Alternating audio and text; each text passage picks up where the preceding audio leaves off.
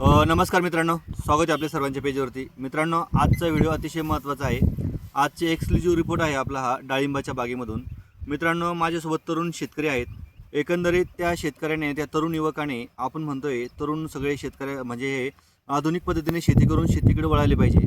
पण मित्रांनो, आधुनिक पद्धतीने शेती करत असताना त्यांना एकंदरीत शेती परवडते का? जर शेती परवडते तर त्यातून त्यांना उत्पन्न किती असेल, त्यांची अपेक्षा किती असेल, हे सगळी माहिती मित्रांनो आपण आज आपल्या या व्हिडिओच्या माध्यमातून घेणार आहोत. तत्पूर्वी मी आपल्या सर्वांना विनंती करतो, आपण नवीन असेल तर आपल्या पेजला सबस्क्राईब करून घ्या आणि त्या प्रत्येक डाळिंबा उत्पादक तरुणांपर्यंत व्हिडिओ शेअर करायला विसरू नका. कारण की मित्रांनो, तरुण हा उत्तेजित झाला पाहिजे, तरुण हा उत्साही झाला पाहिजे, त्याने आधुनिक पद्धतीने शेती केली पाहिजे, हाच या पेजच्या माध्यमातून आपला हेतू असणार आहे. चला तर मित्रांनो, आपण आपल्या मुलाखतीला सुरुवात करूया. भाऊ, तुमचं स्वागत आहे आपल्या पेजवरती. तुमचं नाव सांगा एकदा. माझं नाव योगेश शिवाजी गोरडे. गावाचं नाव तुमच्या? राहणार बालानगरचं आहे हां. आणि BSc पर्यंत शिक्षण केलेलं आहे. BSc पर्यंत शिक्षण केलेलं आहे. अगदी मित्रांनो, तरुण आणि वेल एज्युकेटेड तरुण शेतकरी आपल्यासोबत आहेत. तर काय आता तुम्ही शेतीकडे वळालाय, तुम्ही नोकरी न करता तुम्ही शेतीकडे आलेला आहात, बरोबर? ठीक आहे ना? किती वर्षापासून आता? मी शेती एक 3 वर्षापासून करू राहिलो. वडिलाच्या निधनानंतर मी शेतीवरती आवर्जून लक्ष द्यायला लागलो. हां हां. आणि शेती गावाजवळ असल्यामुळं सगळ्या वडिलांनी डेव्हलप केल्यामुळं सगळ्या सोयी सुविधा आहे.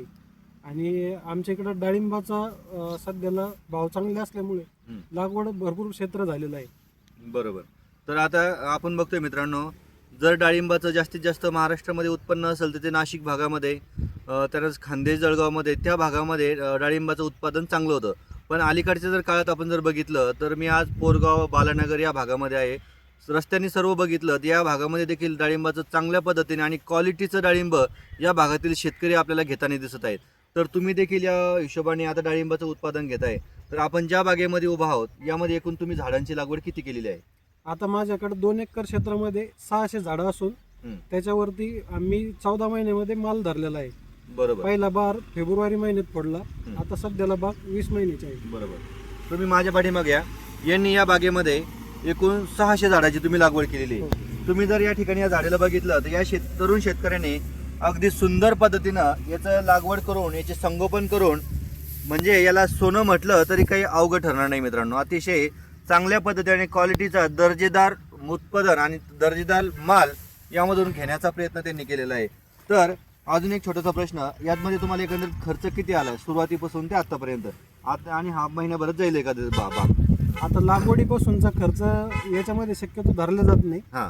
लागवडीचा खर्च सोडून दिला हां. तर पहिल्या पाण्यापासून आतापर्यंत 3.5 लाख रुपये खर्च झालेला आहे. 3.5 लाख रुपये खर्च झालेला आहे. आता आपण जर मार्केटचा जर बाजारभाव जर बघितला तर आता बांगलादेशचे काही अनेक शेतकऱ्यांनी बांगलादेशला माल एक्सपोर्ट केलाय, तर त्यांना म्हणजे 10,000 पर्यंत प्रति क्विंटलपर्यंत त्यांना बाजारभाव मिळतोय.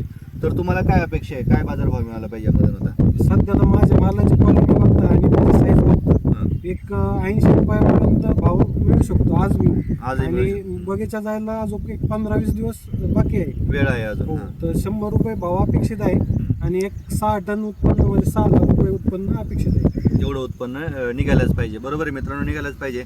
काही भागामध्ये बाजारभाव कमी होताना दिसतोय, काही मध्ये जास्त आहे. तर मित्रांनो, आपल्या भागामध्ये देखील आपल्या डाळिंबाला काय भाव मिळतोय नक्की कमेंट करून सांगा. आणि एका झाडाला साधारणतः किती डाळिंब लागेल?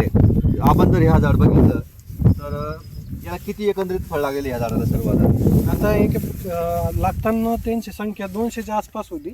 पूर्ण 200 फळ त्याला लागलेले होते. बरोबर. त्याची थिनिंग करून आता 100 फळ ठेवलेले आहे. 100 फळ ठेवलेले. आणि आपण जर बघितलं मित्रांनो, अगदी कलर पण एकदम सुंदर आहे. चांगल्या पद्धतीचं क्वालिटीचा माल या शेतकऱ्यांनी उत्पादन घेतलेलं आहे. मित्रांनो, अशाच वेगवेगळ्या माहितीसोबत वेगवेगळ्या व्हिडिओमध्ये भेटूयात. धन्यवाद.